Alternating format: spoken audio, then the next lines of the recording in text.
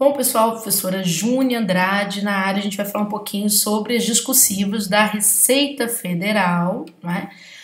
Exatamente, a gente inaugura a partir do segundo semestre outro curso nosso. A gente vai falar um pouquinho sobre o que vocês podem esperar da ESAF.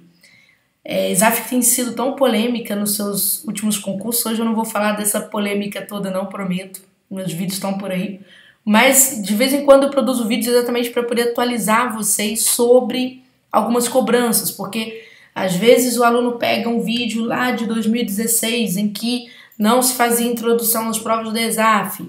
Depois, mais tarde, a banca muda a postura na prova exatamente da FUNAI, mudou a postura também na prova da ANAC. Então a gente tem que acompanhar essas mudanças de postura e sempre dar crédito a vídeos mais novos, tá? Então a gente vai falar um pouquinho sobre isso. Bom, mas como eu disse, eu não vou entrar hoje em todas as polêmicas da ESAF. Eu quero fazer um conjunto de dicas assim bem concentrado para você poder conhecer a cobrança, não é, que vai se encerrar sobre você numa prova discursiva. Quem vai fazer o concurso da Receita Federal sabe que vai fazer um chamado concurso de alto nível. Eu até digo que não é um dos concursos mais difíceis de você ser aprovado, não, tá? Por favor. Por que que não? Porque quando existem diferentes perfis de concurso público. Quando você concorre, por exemplo, na área dos tribunais, apesar de você ter prova todos os meses praticamente, as pessoas têm que tirar acima de 90% para serem aprovadas no concurso na área de tribunais. Ao passo que para você passar na Receita Federal, você passa aí com um pouco mais de 70% de aproveitamento, já está aí dentro das vagas. Júnior, mas tem muitas disciplinas. Sim, mas se você for espertinho, hoje eu não vou falar sobre isso também, mas depois, mais tarde eu falo. Se você olhar bem para o edital de abertura, deixa eu até ver se eu coloquei aqui para vocês, ó. Estava aqui direto no direito tributário, mas quando você olha o conjunto de disciplinas, a distribuição de pontos, o peso por disciplinas, você vai fazendo escolhas no dia do seu concurso. Então, quer dizer, não só no dia do seu concurso, mas você faz escolha durante o processo em que você está estudando mesmo, processo de preparação. Por exemplo, língua portuguesa. Se você tem 20 questões em língua portuguesa, é um assunto que você não pode deixar para trás. Tá certo? Concorda comigo? Aí você fala, poxa, mas o resto também, Júnior, eu tenho que trabalhar mais ou menos de uma forma equitativa. Pois é, mas não dá para fazer tudo, então você tem que fazer algumas escolhas. Então, por exemplo, vamos supor que você não se dê tão bem, o que acontece na maioria das pessoas, com a língua estrangeira, e se você não sabe língua estrangeira, sinceramente falando, tem pouco efeito para um concurso público, para você bancar o concurso. Talvez o espanhol ajude um pouco mais. Tá certo? Mas é uma prova um pouco mais difícil. Mas se você pelo menos for estudando aos pouquinhos, chega um pouco mais, aí a coisa facilita para você. Então você tem que ir fazendo escolhas por temporada. Sempre privilegiando o que de fato a ESAF cobra, porque não adianta. Eu sempre vejo, às vezes, os alunos tendo condutas que são um tanto questionáveis, pra gente que está há muitos anos no serviço público, trabalhando com o serviço público, não é? Por exemplo, aqui nós temos toda uma gama de assuntos de direito tributário, temos toda uma gama de assuntos de auditoria, de contabilidade, e às vezes o aluno fica tentando bancar o edital. Gente, impossível bancar o edital todo. Então é importante que você escolha profissionais que já estão há muito tempo no mercado para te acompanhar, para te orientar, para falar o que de fato a banca gosta de trazer na prova. Sim, por quê? Porque, por exemplo, se eu pegar a prova de português, quando você olha aqui português parece que não tem nada, mas tem tudo, não é? Júnior, eles cobram tudo. Não, não cobram tudo. Há uma peneira aqui muito fechadinha de língua portuguesa, que você resumiria num caderno de um aluno, por exemplo, a 3 páginas do caderno, praticamente é o que cai na prova da ESAF, tá? Bom, mas hoje minha dica não é sobre português, eu prometo que outra hora eu falo sobre isso, sobre o que de fato cai, e aí você começa a se orientar a partir disso aí. Por isso que é importante você fazer prova, porque quando você olha esses itens aqui, isso aqui representa uma gramática inteira. E cai uma gramática inteira na prova? Claro que não, tá? Não tem espaço para isso. Bom, eu vou deixar aqui quietinho direito tributário, porque eu vou voltar aqui para o meu material. Eu quero comentar algumas questões do caráter avaliativo da prova discursiva. Essa tabela que vocês estão analisando aqui junto comigo é a tabela da prova do auditor fiscal de 2014. que não teve uma prova discursiva difícil, tá certo? Não foi. Isso, mas você falar é fácil. Não, é só a gente ir acompanhando. Eu tive alunos que fecharam, aliás, uma aluna fechou essa prova, um aluno, não lembro agora, de cabeça. Um ficou com 60, outro ficou com 59, exatamente era o valor dado aí às questões, tá? Houve 2 questões nessa prova e nós vamos falar um pouquinho sobre isso aqui. Aqui se pergunta, são 2 itens avaliativos, né? Um fala sobre a capacidade de desenvolvimento do tema proposto e o outro vai falar sobre o uso do idioma. O que acontece com os candidatos? Todo candidato leigo, ele entende a capacidade de desenvolvimento como abordagem de conteúdo tão somente. E não é bem assim. A gente vai ver que a banca trabalha com uma série de critérios que vão além do conteúdo. Por exemplo, o conteúdo se concentra muito na capacidade de argumentação. É aqui que eles olham o conteúdo. E veja que no montante dos 20 pontos a serem deduzidos, pelo menos na previsão do edital anterior, eles só retiravam o quê? Até 6 pontos sobre o conteúdo estar correto ou não. É claro que você não pode errar a prova discursiva toda, né? Só você zera a prova discursiva, não tem jeito. Mas o interessante é que havia um limite para o examinador trabalhar, que é esse limite de menos 6 pontos. Ainda assim, dentro desse assunto capacidade de argumentação, há um código que a ESAF aplica que é o AI, argumentação inexata. É um código muito aplicado, principalmente nas provas do fisco, né, ISS, provas, vamos dizer assim, do próprio auditor fiscal da Receita Federal, que a gente vê que esse código ele é aplicado não porque o aluno não saiba o conteúdo, mas muitas vezes que o aluno não consegue se expressar com clareza sobre aquele conteúdo. Acontece bastante. Por isso que a ESAF gosta muito de trabalhar com a base conceitual de muita coisa. Nós vamos falar sobre isso, né? Ela é muito voltada para a base. Ela costuma pegar assuntos que estão em voga, sim, mas vai te cobrar muita coisa básica. E o básico, gente, é o conceito. E aí que tá. A gente sabe o assunto, consegue entender o exemplo, onde se encaixa aquela aplicabilidade daquele conceito, mas na hora de conceituar a gente se atrapalha de tal sorte que acaba dando aí a argumentação inexata, tá bom? Mas um dos códigos mais aplicados, né, da ESAF está exatamente neste segundo critério, sequência lógica de pensamento. Existe aqui há um conjunto de códigos que a ESAF vai aplicar. Os códigos vocês não veem no edital, tá, gente? Eles são apresentados, na verdade, quando você tem a vista da prova, quando você termina o concurso público, e aí, mais tarde, você vai ter a vista da sua prova para você tentar recorrer mais pontos na fase recursal. Então, a ESAF exibe os códigos avaliativos para você. Existe aqui, dentro do conjunto sequência desse critério avaliativo, sequência lógica de pensamento, um código que eles aplicam que é o CSE, é o complemento de sentença errado. Muito aplicado nas provas da ESAF. Em 2014 ele tinha sempre uma valoração menor do que a capacidade de argumentação e cobertura dos tópicos. Hoje é um conteúdo de alta valorização, ele entra na concorrência com capacidade de argumentação e se reduziu a nota de cobertura dos tópicos, tá? Nos editais mais recentes da ESAF foi sim que ela trabalhou nos 2 últimos anos, digamos, tá bom? Por quê? CSE diz respeito à continuidade, é um princípio de continuidade.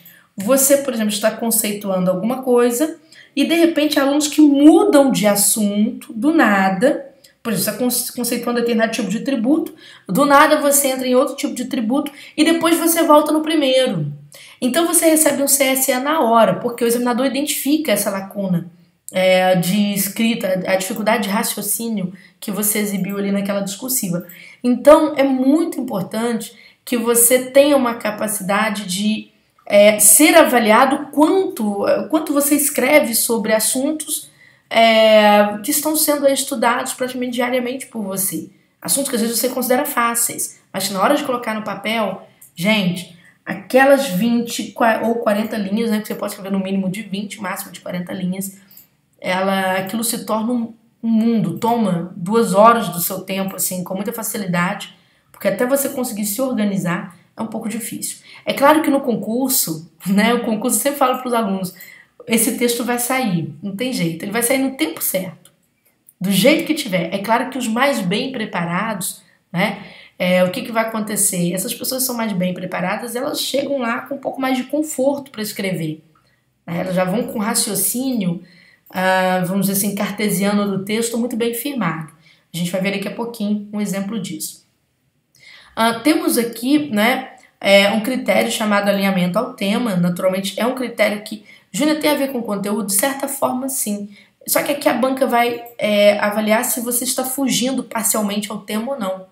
Então, se você imagina que você receba um CSE, um complemento de sentença errado, quando você interrompe um conceito e entra com outra ideia, né? Você está conceituando determinado tributo, você entra falando de outro tributo. De repente, esse outro assunto não era o assunto que estava previsto na órbita do tópico que foi trazido para você, né? Dentro daqueles limites do tópico. Mas você o colocou lá apenas para mostrar que sabe mais um pouquinho, se comparando um tributo com outro e tal. Isso é terrível, porque o examinador vai te dar um FPT, né? Parece que está xingando a gente, mas não. Fuga parcial ao tema.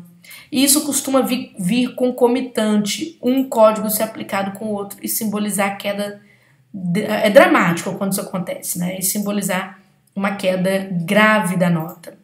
Existe uma certa discricionalidade por parte dos examinadores da ESAF, principalmente dos atuais examinadores, porque tem examinador que vai te dar um código só por esse tipo de erro. Tem examinador que vai aplicar 2 códigos por esse tipo de erro numa mesma linha. Poxa, mas aí, professora, isso é injusto. Concordo com você que é injusto. Mas até brigar com a ESAF por todas as polêmicas dela, gente, sobre o que é injusto e o que é justo, né? Qual é a melhor medida? Né? Melhor é chegar lá pronto, porque aí reduz o número de injustiças sobre você. Fica para quem vai errar, né? Quem estiver errando aí vai passar aperto, quem não estiver errando, né, vai se dar bem. Então, quer dizer, quanto mais você diminui o número de codificações, menos você fica à mercê dessa boa vontade, dessa má vontade desse examinador, tá? Bom, cobertura dos tópicos é um assunto super simples e tem muito a ver com a retomada dos tópicos que a ESAF traz e com a abrangência, né, para você não perder o comando da questão. O que a ESAF tem feito hoje? Ela tem trazido algumas, vocês vão mostrar, daqui a pouco vou mostrar para vocês, ela tem trazido questionamentos que não trazem uma só pergunta, mas um conjunto de subquestionamentos que são decorrentes do primeiro. E o aluno naquele nervosismo, naquela ou não expectativa de que isso tudo acontecesse, o que acontece com esse aluno? Ele não percebe alguns itens questionados e até então o que acontece com ele? Ele costuma escrever alguma coisa faltante, escrever alguma coisa e faltar outra na sua discursiva. E é terrível porque vai receber exatamente, né, vamos dizer assim, um tópico tratado pela metade ou a consideração de uma cobertura falha até mesmo na sua integralidade. Então, vamos ver alguma coisinha aqui só para vocês terem noção. Por exemplo, aqui nós temos a questão número 1 da prova de 2014, que pedia para falar sobre o Simples Nacional, que estava naquela época em voga, agora voltou, né? Vocês já sabem que nós já temos uma discussão em torno do Simples de novo, o aumento da abrangência, né, de empresas que podem participar do Simples. Então, quer dizer, vai cair Simples de novo na prova? Acho que não, né? Acho que não, tá? Pra ser verdade, ser bem sincera, não. A ESAF não é de repetir tema, isso é interessante. É diferente de CESP e FCC que às vezes repetem, ESAF não gosta de repetir tema. Então vamos lá. Aqui o aluno teria que discorrer sobre o Simples Nacional abordando os seguintes tópicos. Veja que são 3 tópicos, mas dentro desses 3 tópicos há muitas perguntas. O que é? Quem pode e quem não pode optar por este regime? Então, tu tinha que responder e não perder nada. De que forma se dá essa opção? Quem possui competência para regulamentá-lo? O que se considera, olha só, 1, 2, 3, 4, 5, 6. 6 questionamentos num só tópico temático.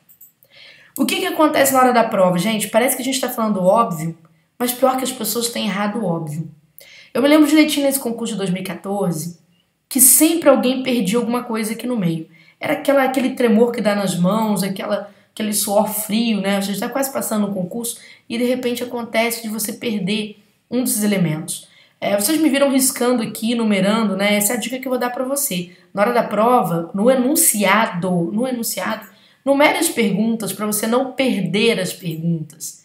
Isso é importante, tá? É um gesto muito simples, mas que vai fazer uma diferença na sua vida para você se tornar o auditor fiscal ou analista tributário, tá bom? Então, são essas questões. Tome cuidado para responder sempre as coisas na ordem, não é? Sempre na ordem. Júnia, eu devo fazer introdução hoje, conclusão? Como é que é? Eu respondo de forma bem objetiva? Bom, gente, a ESAF, né, são as polêmicas da ESAF. Antes do concurso da ANAC, a gente falava para a aluna assim, não faça introdução. Por quê? Porque uma aluna fez introdução no concurso do STN, não é? Do Tesouro, na verdade. Então, o que aconteceu? Ela foi punida. Outra aluna fez uma introdução no concurso da PEC Cefaz, foi punida pela ESAF. É claro que eu não estou falando de concurso de 2013, 2012, ok. Depois, mais tarde, no concurso da... Então, você vai seguindo com os alunos passando essa informação. Não faça introdução. Tá? Quando chegou no concurso da ANAC, não é? Um único examinador, puniu candidatos que não faziam introdução. Ele entendeu que era necessário fazer introdução. E detalhe, não havia nenhum comando de questão diferente, tipo, para se fazer um parecer ou para se fazer uma dissertação, nada disso. Era tão simplesmente para montar uma questão, como essa daqui. Então, esse examinador puniu. O único examinador de um cargo 2 de nível médio, inclusive da ANAC. Quando foi no concurso da FUNAI, já tinha que fazer a introdução. Então, qual foi a orientação? Foi dada para os alunos que fizeram, por exemplo, o concurso do MAPA. Foi o último concurso que a ESAF fez. A gente resolveu fazer o meio termo. Trabalhar com uma introdução diminuta, ocupando 3 linhas, apenas para abrir a discursiva. Porque o examinador não entende como falta de objetividade, se ele interpreta dessa forma, não é? E também não pune o aluno por ausência de um aspecto introdutório, tá? A conclusão, aí já falo para vocês fazerem pelo menos um resuminho aqui dos casos principais, né? Nem que seja uma linha ou 2 linhas aqui de conclusão, porque no momento esta é a dica que prospera, tá bom? No momento esta é a dica que prospera, tranquilo? Então isso é interessante você guardar. Bom, vamos um pouco mais aqui para a gente falar sobre aspectos avaliativos da ESAF. Nós vamos comentar agora sobre uso do idioma. Isso aqui é um alerta, tá, gente? É muito comum o aluno do fisco estar tão preocupado com a base conceitual do seu estudo e totalmente despreocupado com a gramática do texto dele. Tanto é que às vezes assuntos que são... vamos dizer assim, que o aluno não deveria errar, uma acentuação, por exemplo, de uma palavra de uso corriqueiro como público, como débito, né? O aluno deixa de acentuar por hábito de não acentuar. Ainda mais agora que os alunos andam tirando foto com o celular, por exemplo, o aluno vai assistir aula, tem quadro, então ele tá foto do celular para ir para cá, então ele quase não escreve. Isso tem se tornado dramático em concurso porque tem se refletido principalmente na perda de pontos em aspectos formais, que são aspectos que a gente não consegue recuperar a pontuação para ele, não é? A letra, gente, pode ser qualquer letra, mas precisa ser clara, porque senão, às vezes é compreendido como erro de ortografia quando o examinador não compreende um A ou um O. Muitas vezes alunos de um perfil um pouco mais técnico como vocês, eles tendem a escrever de forma totalmente despreocupada.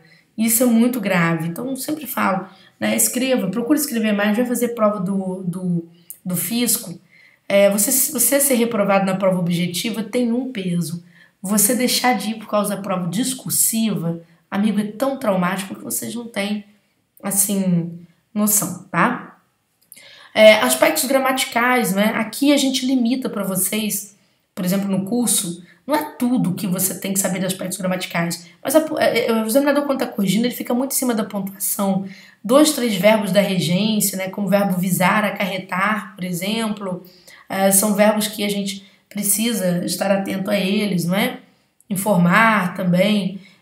Sintaxe de emprego e colocação, por exemplo, tem situações que você trabalha mais com próclise, que é muito comum, quem usa muito que em prova, tem que estar atento aí à presença de próclise. Então a gente vai filtrando as situações conforme o contexto. Então você não vai encontrar uma aula de português que venha trabalhar, olha, essa aqui é a lista de todos os verbos, aqui é a lista dos pronomes. Não, é o que você precisa para você fazer sua prova. Portanto, é importante que você dê atenção, quando você estiver estudando, para essa parte, porque há um numeroso grupo de alunos que fica no concurso por causa de uso do idioma, o aluno fica possesso, não é? Eu lembro de uma aluna, por exemplo, muito indignada com ela mesma, porque ela praticamente perdeu o concurso. Se ela tivesse mais 0,25 pontos, ela falou qualquer coisinha de gramática, não devia ter errado gramática, senão teria dado para ir. Então, gente, e fica mesmo, tá? Então não vamos brincar com isso. A parte de aspectos textuais é a parte que a gente analisa com mais carinho, porque, né, cada erro de aspecto textual você perde muito ponto. Você perde muito ponto, né? Erros aí de concordância, até que vocês não cometem muito não. Mas há muito erro de clareza, sabe por quê?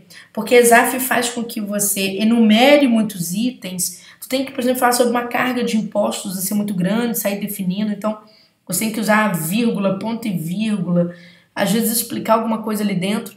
E isso se torna uma tarefa dramática na hora da prova, porque você escreve correndo contra o tempo. Tem que trabalhar o paralelismo da pontuação, não é só paralelismo, vamos dizer assim, de âmbito vocabulário ou de âmbito estrutural tão somente, mas tu tem que entender um pouco da equação da pontuação ali no seu texto para não gerar problema de clareza. E a maioria passa aperto. Eu me lembro do concurso do ISS do Rio, quando a ESAF fez, acho que foi 2006, não lembro se foi esse ano, mas eu me lembro que um dos dramas dos alunos era ficar elencando hipóteses, né? Por exemplo, distinção do crédito tributário, alguma coisa, eu não lembro mais o que era. Mas eu lembro que havia um segundo tópico que fazia com que o aluno redigisse muito e o aluno tinha muita dificuldade para organizar aquilo ali com pouco tempo para terminar sua prova discursiva. E as pessoas erraram pela falta de organização, tá bom? Então, quer dizer, é treino mesmo. O que você precisa mesmo é de treino, não é? Temos mais aí linha excedente, linha não escrita. Gente, linha excedente ninguém vai errar, porque a banca vai te dar o máximo de linhas. Se ela prevê o máximo de, por exemplo, 20 a 40 linhas, ela te dá 40 linhas no máximo, sem problema algum. Júnior, tem que escrever as 40 linhas? Não, você tem que escrever exatamente o conteúdo limitado que foi perguntado a você. Não fique escrevendo além do necessário, senão você vai perder pontos por FPT, fuga parcial ao tema, não é? Me lembro de uma prova da CGU perguntando sobre um tipo de accountability, mas os alunos queriam escrever mais, então muita gente ganhou esse código aí horroroso, esse FPT, deu um trabalho danado com recurso. A banca não fez grandes considerações após a fase recursal em função disso. Então eu falo com os alunos, alinhamento ao tema é compromisso apenas com o necessário para você responder ali a proposta, tá bom? Bom, gente, e por que, diante de uma questão como Simples Nacional, diante de questões, por exemplo, deixa eu ver se eu trouxe outra para vocês aqui, sobre a definição, eu falei para o pessoal, definição de território aduaneiro, né? Abrangência, jurisdição, ou seja, até onde se pode, o auditor fiscal ele pode atuar, certo? Considerando os limites fronteiriços do Brasil, não é? Então, quer dizer, isso aqui são questões muito básicas.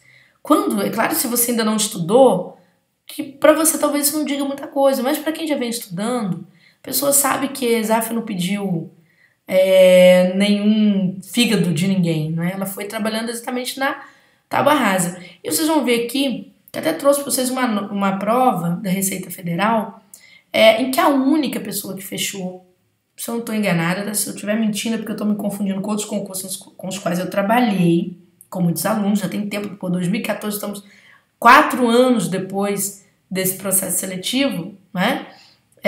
Então fica difícil lembrar todo mundo. Eu tive aluno que na época tirou 60, 59, 59,25 e acho que foi por aí mesmo. Mas 60 eu lembro. Então o que acontece? Por que o aluno consegue esta nota? Bom, primeiro, a simplicidade com que se escreve. A gente vai ver aqui, olha só, o Simples Nacional é um regime diferenciado. É o conceito do Simples Nacional. Então quando a gente vai conceituar, a gente já parte para o verbo ser. Muita gente diz que o Simples Nacional trata-se de um regime. Ao escrever isso daqui, você comete um erro grave. Primeiro, pelo uso de um verbo que não pode ter sujeito. Tá? Já começa por aqui. Então, já vai perder nota lá em português. Outra coisa, Conceito, a gente trabalha com o verbo ser. Então, basicamente é isso. Você não vai caracterizar, você não vai objetivar nada disso, você não vai indicar finalidade, você vai apenas conceituar. Então, aqui o aluno vem, conceitua, né, o regime diferenciado, favorecido para microempresas e empresas de pequeno porte, que abrange recolhimento unificado de tributos. Aí, veja, ó, simplificação de obrigações acessórias e outros benefícios administrativos nos termos da Lei Complementar 123, né? Então, quer dizer, o aluno vem, fundamenta direitinho, associa. Hoje, gente, o interessante é não deixar esta lei aqui ao finalzinho, no ponto final, tá? Interessante é não deixar, interessante você jogar mais para o meio. Segundo a Lei Complementar 123, o Simples Nacional é segundo a Lei Complementar 123. Por quê? Porque tem examinador que entende que se você termina, né, aquela evolução do exame mesmo da ESAF, se você termina uma sentença com norma específica e não explica que norma é essa, eles vêm e podem atribuir a você um DI. Aqui não foi atribuído porque, na verdade, a Lei Complementar 123 é aquela que exatamente define, tá certo? O Simples Nacional, então, sem problema, né? Em seguida, a banca perguntou quem pode optar pelo regime. Então, ó, a pessoa explica, né? Quem é que pode optar pelo regime e quem não pode, né? Então, quer dizer, as vedações estabelecidas. E vocês vão ver uma coisa muito interessante, aluno citando exemplo. Aluno que passa em concurso é aluno que procura aclarar as coisas. Ele dá a definição teórica, né, técnico-teórica, mas ele tem uma preocupação substancial com a clareza. Então ele traz exemplo de alguma coisa, tá certo? Para poder amadurecer aí a sua discursiva. E assim vai. Então vocês vão ver que essa redação, por exemplo, é uma redação toda preocupada, né, em fechar todas as lacunas do que é questionado, em exemplificar situações. Veja que aqui, olha, a ESAF adora fazer vocês enumerarem para puxar o tapete na pontuação, por exemplo, e na própria clareza do textual, vamos dizer assim. Até para que ela possa atribuir algum código como CSE, compreende sentença errada e tudo. A banca pergunta quais tributos que têm recolhimento unificado abrangido pelo Simples e se o Simples é facultativo para estados e municípios. Então veja que nesses dois questionamentos, né, aqui o aluno vem, ó, o recolhimento unificado abrange os seguintes tributos. Então vem aqui enumerando esses tributos, preferiu enumerar os tributos com vírgula, colocar a sigla dentro de parênteses, tá vendo? Para todos eles praticamente, não é? Viu que ao explicar a contribuição social patronal, se optou por outro tipo de pontuação para que se fizesse uma diferença entre a pontuação da enumeração e a pontuação empregada para a explicação. Tá vendo? Então, é o chamado compromisso do aluno com o que a gente chama de equilíbrio textual. É claro que isso tudo, gente, aqui a gente está falando sobre, vamos dizer assim, a ponta do iceberg, né, de um texto bem formulado. Então, quer dizer, você vai vendo que o aluno ele vai trabalhando com mais precisão, mais segurança, ele já chega na prova pronto com essas dicas, né? Olha, na hora de enumerar, eu vou optar por tal pontuação. As escolhas são feitas na preparação mesmo, e não depois da preparação, tá bom? Bom, além disso, deixa eu falar algumas coisas para vocês aqui, para o vídeo não ficar tão extenso, sobre assuntos, né, que a gente deveria estudar por conta dos riscos desses assuntos aparecerem. Bom, gente, hoje eu não vou falar sobre legislação aduaneira, assim, em relação a esses riscos, né, mas discutindo com os professores de direito tributário, os professores que apoiam a construção das questões do curso, a gente percebe, assim, no meio, uma série de chances aí temáticas que podem aparecer. Então, eu vou tão somente trabalhar aqui o aspecto direito tributário, chamando atenção, não é que você não deva estudar as outras questões, mas existem assuntos que estão muito em voga. E vamos lembrar que Júnia, né? Eu vou falar Júnia, não vou falar ainda turma de redação, que é o curso hoje em que trabalho praticamente exclusivamente com discursivas. Não vou falar do curso em si, mas vou falar do assunto Júnia. Vejam só, há muitos anos acerto o tema de discursivas. Em 2018, e posso falar de forma bastante aberta, se vocês revisitarem vídeos anteriores meus na rede, né, no YouTube, vocês vão ver comentários de alunos falando, olha, acertou o tema tal, acertou o tema tal. Assim mesmo.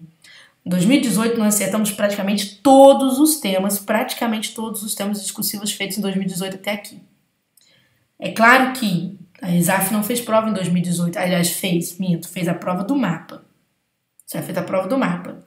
Prova do mapa, não, a gente confessa a vocês que não. Ficou sobre salmonela, um assunto bem batido, mas que os alunos não teriam grande dificuldade para fazer, porque salmonela, para quem era veterinário, né, era chover no molhado.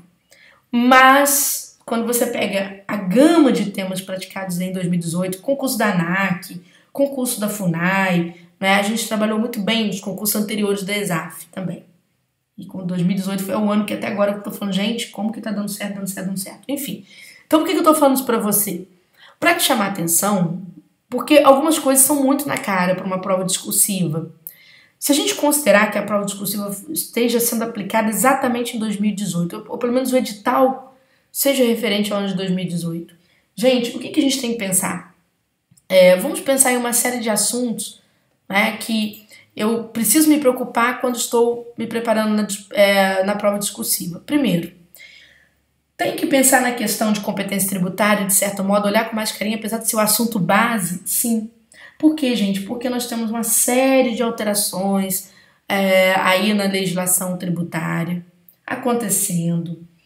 Discussões a partir de 2016 chegam até 2018, tá certo? Então, a gente tem que pensar nessa questão toda, né? Nós temos aí a alteração do ISS, do Simples Nacional, a reforma tributária, que vai discutir essa questão toda. Então, a gente precisa ficar um pouco atento a uma série de questões, tá certo? Depois nós temos ainda, né? Eu chamaria atenção para as imunidades, porque, apesar de ser um assunto bobinho, a gente está em plena crise financeira. Então se discute muito a questão das imunidades em face da crise pela qual nós estamos passando e que naturalmente tem a ver com reforma, tá certo? Nós temos aí, por exemplo, a parte principiológica. Gente, pelo amor de Deus, não deixem de estudar bem os princípios constitucionais tributários, porque como nós temos muita alteração normativa, você precisa ter muito bem estudado o princípio da anterioridade, por exemplo, tá? Não deixe de bater em cima disso aí, tá certo? Porque exatamente a mudança em regras exige a você um conhecimento muito bom sobre esses princípios, ok? Temos aí, né, pulando aqui um pouquinho, sai um pouquinho dos impostos, de certo modo, e vou entrar numa área que os alunos vão falar assim, professora, mas esse tipo de imposto, ele não é imposto federal. Pois é, mas a gente tem que ficar atento, porque a gente está discutindo guerra fiscal o tempo todo, tá certo? Então nós temos que pensar aí, por exemplo, a parte tributária de competência dos estados e dos municípios. Eu diria assim que a gente precisa ficar atento, né, às LCs que apareceram por aí, LC 157, que vai tratar do ISS, principalmente a cobrança de ISS aí sobre streaming, né, sobre a questão de plataformas como Netflix, uma outra plataforma grande aí, meu Deus, Spotify, por exemplo, que vai mexer com um conceito muito básico da tributação, que é o local, né, o domicílio tributário. Então, quer dizer, é uma discussão velha, a gente precisa ficar atento, porque apesar de ser uma discussão muito localizada, vamos supor, você está lidando com o imposto de competência dos municípios, né, que é o caso do ISS, o que acontece? Os conceitos não saem da órbita do seu estudo. Então, cuidado com isso. Quer dizer, a banca não está te cobrando o tributo em si, mas ela pode te cobrar, por exemplo, um princípio para a vigência da norma, né? Ela pode te cobrar, te perguntar sobre o conceito de domicílio tributário, com que alteração normativa houve sobre aquele tributo que modificou exatamente o local de cobrança. Então você tem que ficar mais atento. Qual é o efeito disso? Hoje a ESAF tem cobrado, quando a gente pega as duas últimas provas da ESAF, diria, sem ser do mapa, mas as provas de 2017, de certo modo, andaram cobrando alguns elementos ligados até mesmo a conclusões de dissertação. Por exemplo, de estilo de dissertação. Você fala sobre os efeitos, por exemplo, da alteração desse local de cobrança. Então, que efeitos seriam isso? Ou o que se pretende com isso? Né? Como atender uma parcela maior de municípios, né? Tentando equacionar o problema fiscal porque nós vivemos no Brasil, né? Um deles, né?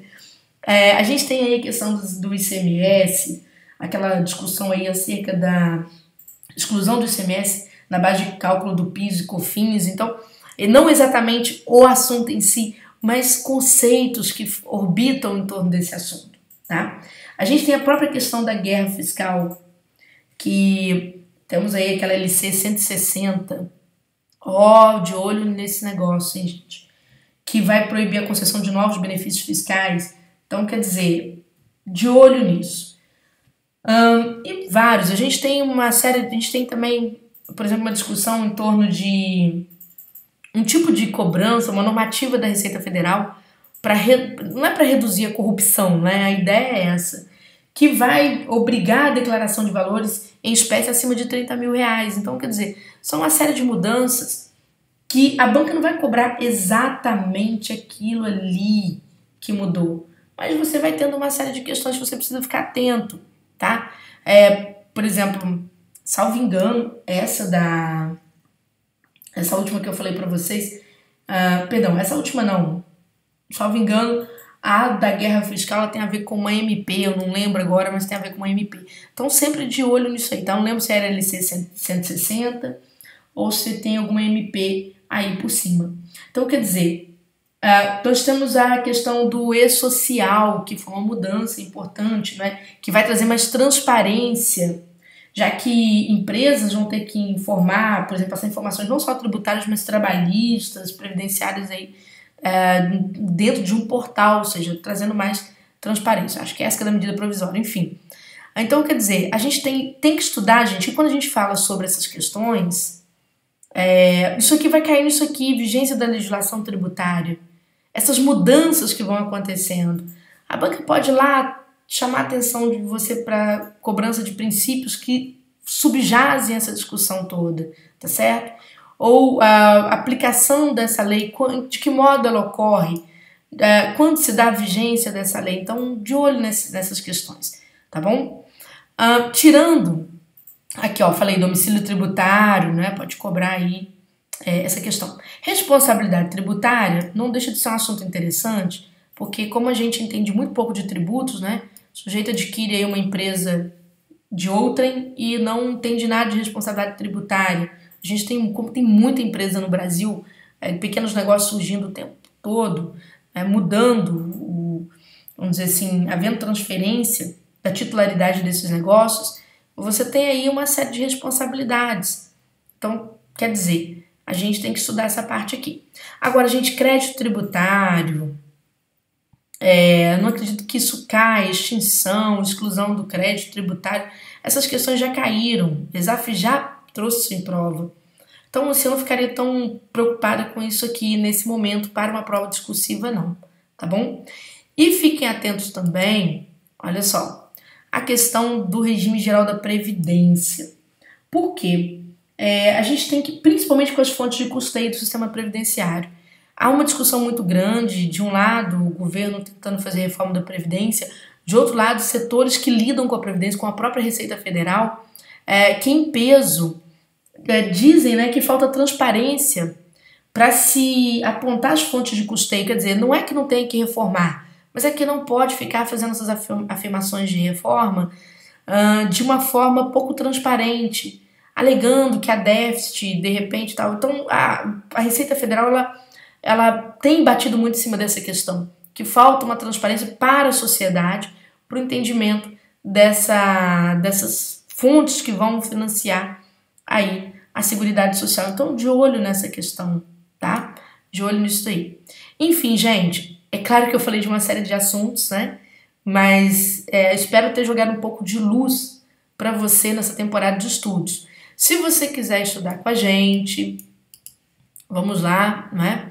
Nós temos aqui no Turma de Redação, que você vai encontrar pelo endereço www.turmaderedacão.com.br, um curso que nós lançamos, é um curso inédito, que contém aulas em vídeo e tal, e que vão tratar de treinamento, de questões e dos estudos de caso, com foco em direito tributário. Por que não vamos mexer com a legislação aduaneira? Porque toda vez a ESAF muda alguma coisinha. Então, direito tributário é certo de cair. E se você treinar, você tiver, pelo menos como eu te disse, a exaf não vai pedir nada difícil, nem uma área nem da outra, mas se você tiver o texto bem treinado, um pouco mais seguro, né, você vai conseguir aí trabalhar o seu curso, tá? Nós vamos ter aula 1 trabalhando a parte de estrutura do texto da exaf. Eu vou falar um pouquinho sobre dissertações e pareceres nessa aula só por falar, mas não é o foco de treinamento do momento. Por enquanto a gente quer bater nas questões, porque a gente percebeu o seguinte: não adianta treinar peças por 2 motivos num primeiro momento. Os alunos ainda carecem de um bom desenvolvimento da parte teórica textual mesmo para a questão de relativa extensão, 20, 40 linhas, não é? Depois que eles trabalham bem essa questão, se tiver a peça maior, não muda nada. O que muda é só você entender como que vai ter que articular aquilo lá. Então eu vou explicar na aula 1 os elementos, a estruturação de questões, vou falar sobre estruturação de dissertações e pareceres. A dissertação só porque a exaf andou pedindo um concurso ou outro aí para trás, para você não deixar de estar atento à exaf na sua nova formulação. Pareceres só para não se ter nenhum tipo de novidade, tá bom, no concurso. Mas o foco mesmo na hora de treinar vão ser questões. E a gente vai tratar mais do direito tributário para que a gente possa dar uma abrangência maior em cima de assuntos que tem grande chance, né? Se o concurso acontece agora em 2018, ele tem grande, ou início de 2019, a grande chance de cair alguma coisa que nós vamos tratar aqui. Se você quiser treinar, né, a gente treina também no Turma os chamados treinos, a gente vai lançar um pouco mais pra frente. E aí sim, você pode treinar depois qualquer tipo de questão, a gente vai colocar mais questões de direito tributário lá e também de lei, aí sim, legislação aduaneira, para você simplesmente treinar a sua escrita e se sentir preparado até o seu concurso, tá bom? Bom, nós vamos ter no curso, além das propostas, são 4 propostas para você escrever. Vamos ter comentários sobre os temas, o professor de direito tributário vem comentar esses temas. Vamos ter aula de reforço textual. É sim, verdade. A gente começa com aula de reforço, então logo os alunos comecem a escrever. Aqui, gente, é muito dinâmico, tá? Nosso curso tem vigência até o final do ano, então qualquer coisa que aconteça um edital, a gente modifica o curso para te atender nesse período aqui, dessa vigência do curso. Durante esse período a gente vai sempre produzir vídeos, porque sempre entra aluno novo no curso, então o nosso foco vai ser sempre pegar esses textos, claro, não comentar o seu texto com seu nome, nem seu texto inteiro. A nossa ideia é fazer um trabalho de melhoria para a turma, tá certo? Porque é só assim que a gente consegue isso aqui, ó. Né? Sucesso de uma redação, o cara tirar 60 pontos, ou seja, redação irretocável. Os examinadores não acharam motivo de ser aluno nosso e a gente ter o privilégio de ter, dá vontade de colocar isso aqui no quadro, né? O privilégio de ter uma dissertação deste nível, de uma questão deste nível, não é para qualquer professor, tá certo? É para professor que tem aí um bom conjunto de alunos comprometidos mesmo em se aperfeiçoar o seu plano de escrita, tá? Nosso curso tá com valor promocional. Durante os meses de agosto e setembro, a gente vai fazer esse curso a R$300, tu pode dividir em 3 vezes, pode dividir em 3 vezes sem juros ou em 12 vezes aí vão incidir juros, mas o bacana é que vai ser uma boa temporada de estudos para você. Depois esse preço modifica porque não é o preço da discursiva comum da Receita, tá certo? Então, durante esse período, você consegue estudar pagando de uma forma melhor. E aluno nosso tem desconto em outros produtos, né? Sai de um treino, recebe um desconto aí na escala para que você possa seguir tão somente treinando as discursivas desta banca, tá? Bom, beijo grande para você. Se você quiser saber mais informações, a gente tem, além, né, do endereço do Turma, nós temos também o nosso WhatsApp, né? Que é o 32 9886 7661, certo? Fale com a Malu, que a Malu manda sua dúvida para a Júnia, para que você possa aí entender um pouco mais desse processo todo, tá bom? Beijo grande e até a próxima dica.